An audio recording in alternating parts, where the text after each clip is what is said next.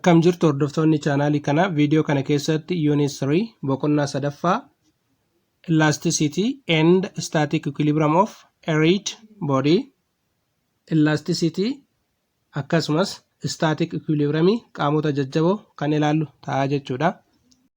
Elasticity, the property by virtue of which a material deformed under load can regain its original dimensions when unloaded. Elasticityin amala qaamoleeti jechuudha. Amala qaamoleen si'a humni irratti dalagaa'utti deformation yookiin jijjiirama bocaa fi hammaa taasisuun yoo humni irraa ka'e iddoo duraatti deebi'uuti.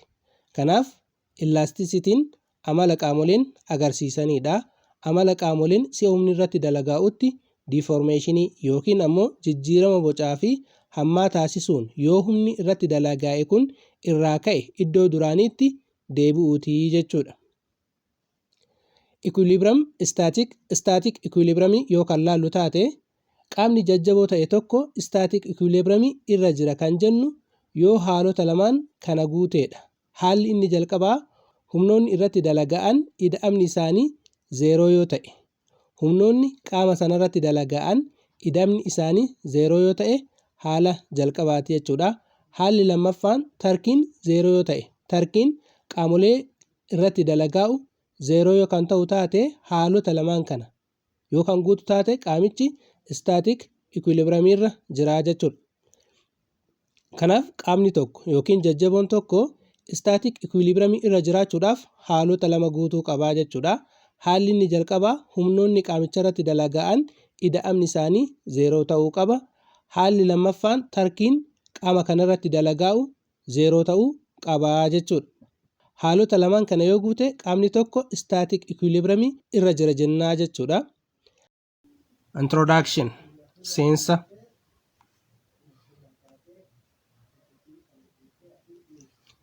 In grade 9 physics, you studied the effect of force on a body to produce displacement. Kutaa 9ffaa keessatti taatee humni qaama tokko irratti si'a dalagaa'u qaamicha qaxxaamura ta'een sochoosuu akka danda'u ilaallee turree jechuudha. Kanaaf humni qaama tokko irratti yoo kan dalagaa'u taate qaamicha qaxxaamura ta'e sochoosuu danda'a jechuudha. Inni kun taatee humni qaama tokko irratti si'a dalagaa'u uumuudha jechuudha. Isa kana kutaa 9ffaa keessatti ilaallee turre. Kanaaf humni qaama tokko irratti yoo dalagaa'u qaamicha iddoo sanii ni sochoosa. Qaamichi akka qaxxaamura qabaatu taasisaa jechuudha. The force applied on an object may also change its shape or size. Humni qaamota irratti dalagaa'uun bocaa fi hamma qaamota irrattis jijjiirama fiduu ni danda'a. Some objects regain their original shape and size whereas others do not. Wantoonni tokko tokko erga humni irratti dalagaa'uun boca isaanii jijjiiree booda humni sun yoo irraa ka'e boca duraan qabanitti deebi'uu ni danda'u. Wantoonni gariin immoo boca duraan qabanitti deebi'uu hin danda'an. Kanaaf humni wantoota irratti yoo kan dalagaa'u taate bocaa fi hamma wantoota jijjiiruu ni danda'a yookiin ammoo deform gochuu ni danda'a jechuudha. Deformation taasisuu ni danda'a. Such a behavior of objects depends on the microscopic structure of the material called elasticity and plasticity. Amalli akkana wantoonni qaban kun caasaa maayikirooskooppikii wantoonni qaban kan elasticity fi plasticity jedhaman irratti hundaa'a. In this unit, you will learn about the topics related to elasticity, plasticity, and static equilibrium of a rigid body. Boqonnaa kana keessatti mata dureewwan elasticity, plasticity akkasumas ammoo static equilibrium waliin wal qabatan kan ilaallu ta'a jechuudha. Section 3.1 Elasticity and Plasticity. Mata duree tokkoffaa boqonnaa sadaffaa Elasticity fi Plasticity. By the end of this section, you should be able to xumura barannoo kanaa booda define elasticity and plasticity. Elasticity fi plasticity maal akka ta'an ni ibsitu. Explain the deformation of an object Deformation yookiin jijjiirama hammaa fi bocaa sababa humni irratti dalagaa'eef qaamonni taasisan ni ibsitu. A solid has a definite shape and size. Jajjaboowwan bocaa fi hamma murtaa'aa ta'e qabu. Kanaaf jajjaboon bocni isaa akkasumas ammoo hammi isaa murtaa'aadha jechuudha. Fakkeenyaaf dhangala'oo yoo fudhanne bocni isaa murtaa'aa miti, qodaa keessa jiru sana qabata, qodaa itti naqame sana qabataa jechuudha. Garuu jajjaboon bocni isaa murtaa'aadha, akkasumas ammoo hammi isaatis murtaa'aadha jechuudha. In order to change or deform the shape or size of a body, a force is required. Hammaa fi boca qaamotaa jijjiiruudhaaf humni ni barbaachisa. If you stretch a helical spring by gently pulling its ends, the length of the spring increases slightly. Spring yookiin cededha suuta yoo kan harkiftu taate qacceewwan lama qabanneetiniin suuta addaan yoo kan harkifnu taate dheerinni isaa ni dabala. Kanaaf humna irratti dalageessinee hamma isaa jijjiirree jirra jechuudha. When you leave the ends of the spring, it regains its original size and shape. Yoo humna spring irratti yookiin cededa irratti dalageessine kana kan irraa kaafnu ta'e, springin sun iddoo duraatti yookiin boca duraatti deebi'aa jechuudha. Kanaaf humna spring irraa yoo kan kaafnu ta'e, humna irratti dalageessine kana irraa yoo kan kaafnu ta'e, springin sun yookiin cedenni iddoo duraatti deebi'aa jechuudha. Cededa humna irratti dalageessuudhaan qaccee lamaan isaa qabneetiniin yoo kan addaan harkifnu ta'e dheerinni isaa ni dabala. Yoo humna irraa kaafne yookiin ammoo harkisuu yoo kan dhiifnu taate cededichi iddoo duraatti deebi'aa jechuudha. The same is true for the rubber. Haalli kun pilaastika maallaqa ittiin hidhataniifis ni dalagaa jechuudha. Kanaaf pilaastika maallaqa ittiin hidhatan kana yoo addaan harkifne dheerinni isaa ni dabala. Yoo humna ittiin harkifne sana irraa kan kaafnu ta'e yookiin harkisuu kan dhiifnu taate iddoo duraatti deebi'aa jechuudha. When the force is applied to the rubber, it stretches, and if the force is removed, it restores to its original position. Humni laastikii maallaqa ittiin qabatan san irratti yoo dalagaa'e it stretches. Laastikiin sun addaan dhisamaa jechuudha.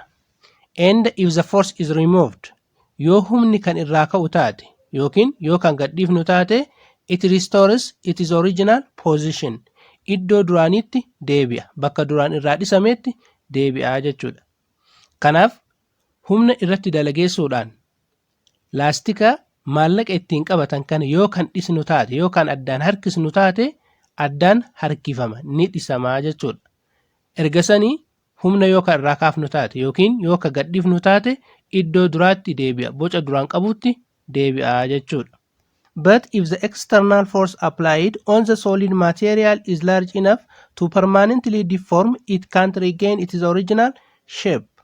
Garuu external forcein humni alaa qaamota irratti dalagaa'u, qaamota jajjaboo irratti dalagaa'u guddaa yoo kan ta'u taate qaamoleen kun permanently deform ta'uu jechuudha. Kana jechuun bocaa fi hammi isaanii ni jijjiirama. Erga jijjiiramee booda mootu iddoo duraanitti deebi'uu hin danda'anii jechuudha. Permanently deform ta'uu jechuudha. Garuu yoo humni qaamota jajjaboo irratti dalagaa'u baay'ee guddaa ta'ee fi qaamonni boca duraan qabanitti deebi'uu akka hin dandeenye taasisuu kan danda'u yoo ta'e qaamoleen kun boca duraan qabanitti hin deebi'an. Boca haaraa qabaachuun hoggayyuu jiraatu. Boca haaraa kanaan itti fufuu jechuudha. The property of a body by virtue of which it tends to regain its original size and shape when the applied force is removed is known as elasticity, and the deformation caused is known as elastic deformation. Amalli wantoonni si'a humni irratti dalagaa'uudhaan bocaa fi hammi isaanii erga jijjiiramee booda humni sun yoo irraa kan ka'u taate gama boca duraan qabanitti deebi'uuf agarsiisan kun elasticity jedhamaa jechuudha. Deformation yookiin jijjiiramni bocaa fi hammaa kunis elastic deformation jedhamaa jechuudha. Kanaaf wantoonni tokko tokko erga humni irratti dalagaa'ee boca isaanii jijjiirsisee booda humni sun yoo irraa ka'e boca duraan qabanitti deebi'u. Wantoonni akkanaa kun elasticity jedhamu jechuudha. Deformation isaanii kun ammoo elastic deformation jedhamaa jechuudha. However, if you apply force to a lump of putty or mud, they have no gross tendency to regain their previous shape and they get permanently deformed. Yoo humna dhoqqee yookiin meeshaalee dhoqqee irraa tolfaman irratti dalageessite jijjiirama bocaa fi hammaa erga taasisaniin booda boca duraan qabanitti deebi'uuf fedha hin agarsiisan. Boca duraan qabanitti hin deebi'an. Boca haaraa argatan kanaan turu yookiin ammoo itti fufu. Yoo humna dhoqqee irratti kan dalageessinu taate dhoqqeen sun yookiin ammoo wanti dhoqqee irraa hojjetame sun gara boca duraan qabanitti deebi'uu hin barbaadanii jechuudha. Fedhii guddaa hin argisiisanii jechuudha. Kanaaf permanently deformed ta'uu jechuudha.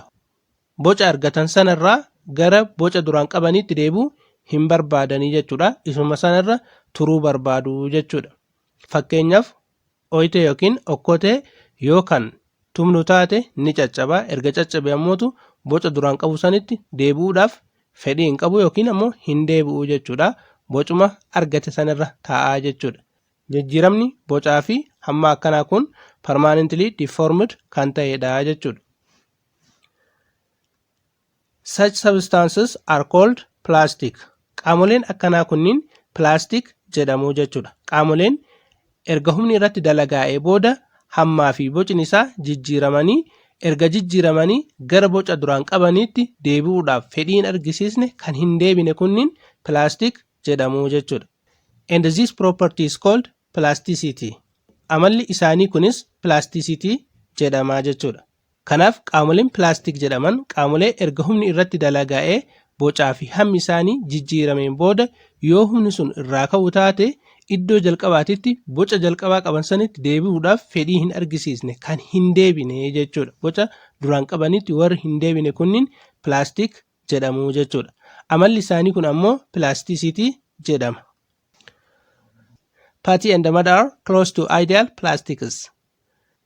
Isaan kun meeshaan supheerraa tolfame yookiin ammootu biyyeen yookiin ammoo dhoqqeen ideal plastikitti dhiyaatu jechuudha.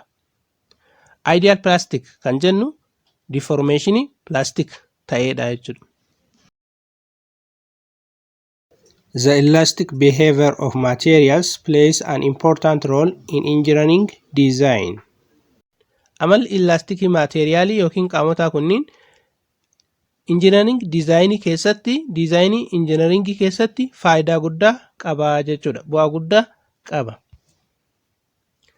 For example, fakkeenyaaf while designing a building, knowledge of elastic properties of materials like steel, concrete, etc. is essential.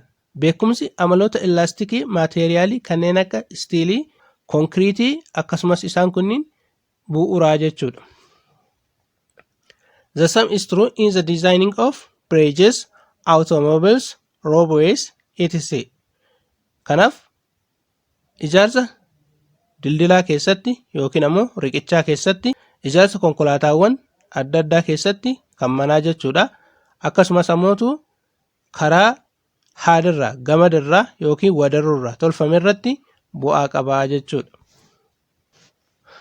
The maximum deforming force up to which a body retains its property of elasticity is called elastic limit of the material of the body.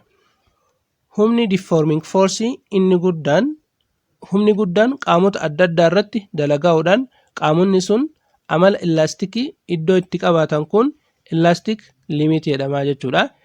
Humni guddaa humna kanaa ol yoo kan dabru taate elastic maateriyaalii ta'uu dhiisee qaamoleen plastic maateriyaalii ta'uu jechuudha. Kana jechuun humni guddaan qaamota elastikii ta'an irratti qaamota humni erga irratti dalagaa'een booda jijjiirama bocaa fi hammaa taasisuudhaan yoo humni irraa ka'e gara boca isaaniitti deebi'anii humni guddaan qaamota akkasii irratti dalagaa'u sun elastic limit jedhama jechaadha. Humna kanaa ol yoo kan irratti dalageessinu taate qaamoleen bocaa fi hamma duraan qabanitti deebi'uu hin danda'anii jechuudha. Kanaaf daangaan humni inni guddaan qaamota elastikii kanarratti dalagaa'uudhaan qaamonni elastikii sun amala elastikummaa sanii hanga qabaatanitti jiru kun elastic limit of the material of the body jedhama jechuudha. Beyond the elastic limit, the solid does not regain its original shape and size. Daangaa kanaan ala humni yoo kan irratti dalagaa'u taate qaamoleen boca duraan qabanitti deebi'uu hin danda'an. Bocaa fi hamma duraan qabanitti deebi'uu hin danda'an. Elastic limitii kanaan ala yoo dabree jechuudha. Kanaaf maximum deforming force in elastic limit jedhamaa jechuudha. Daangaa kanaa ol yoo kan dabru taate qaamoleen jajjaboo ta'an bocaa fi hamma duraan qabanitti deebi'uu hin danda'anii jechuudha. Kanaaf daangaan sun elastic limit jedhamaa jechaadha. Daangaa sanaan ala yoo kan dabru taate qaamoleen gara plastic deformationitti dabruu jechuudha. The elastic limit of ductile material is the beginning point of plastic deformation. Elastic limitiin yookiin maximum deforming forcein qaamota jajjaboo ta'anii jalqabbii plastic deformationiiti jechuudha. Iddoo plastic deformationiin irraa jalqabuudha jechuudha. Kanaaf maximum deforming forceidhaan forcii yookiin elastic limitii kanaan achi yoo kan dabran taate gama plastic deformationitti dabraa jechuudha. Kanaaf elastic limitiin kun iddoo plastic deformationiin itti jalqabuudha. Pointii plastic deformationiin itti jalqabuudha jechuudha. Key concepts yaadrimeewwan ijoo ta'an deformation jalqaba irratti kan jiru deformationidha jechuudha. Hiikaa deformationii laallee jirraa jechuudha. Deformation is change of shape or size of an object. Jijjiirama bocaa fi hammaa qaamoleen taasisanidha jechuudha. Deformationiin jijjiirama hammaa yookiin ammoo jijjiirama bocaa qaamoleen si'a humni irratti dalagaa'u taasisanidha jechuudha. Deformationiin kun bakka lamatti qoodama. Elastic deformation and plastic deformation jedhamee bakka lamatti qoodamaa jechuudha. Elastic deformation is a reversible deformation. Elastic deformation kan jennu deformationii bakka duraanitti deebi'uudha jechuudha. Reversible deformation jechuudha. Qaamoleen humni irratti dalagaa'eetiniin erga dhisamanii yookiin ammootu jijjiirama bocaa fi hammaa erga taasisanii booda yoo humni sun irraa ka'e gara iddoo duraanitti deebi'aniiti jechuudha. When the external forces that caused deformation are removed, it regains its original shape. Elastic deformation keessatti qaamolee irratti erga humni dalaga'ee jijjiirama bocaa fi hammaa taasisaniin booda humni sun yoo irraa ka'e gara boca duraan qabanitti deebi'uu jechuudha. Plastic deformation is non-reversible change of shape in response to applied external forces. Plastic deformationiin deformationii yookiin jijjiirama bocaa fi hammaa qaamolee jajjaboo dhaabbataa ta'edha. Kana jechuun plastic deformationii keessatti qaamoleen jijjiirama bocaa fi hammaa erga raawwataniin booda boca duraan qabanitti deebi'uu hin danda'anii jechuudha. Sekshinii kana keessatti wantoota adda addaa ilaallee jirra jechuudha. External forces applied on an object cause deformation. Humni alaa qaamota irratti yoo dalagaa'ee deformationii uuma. Jijjiirama bocaa fi hammaa qaamota sana irratti uumaa jechuudha. An object or material is elastic if it comes back to its original shape and size when the external force is removed. Qaamni tokko yookiin jajjaboon tokko elastikii kan ta'u yoo boca duraan qabutti erga humni alaa kan irratti dalagaa'e sun irraa ka'een booda boca duraan qabutti deebi'eedha. Based on the nature of the material and the magnitude of the external force applied, elasticity and plasticity can be observed. Humna irratti dalagaa'e yookiin ammoo amala materiaalaa sanarratti hundaa'uudhaan elasticity yookiin ammoo plasticity arguu ni dandeenya jechuudha.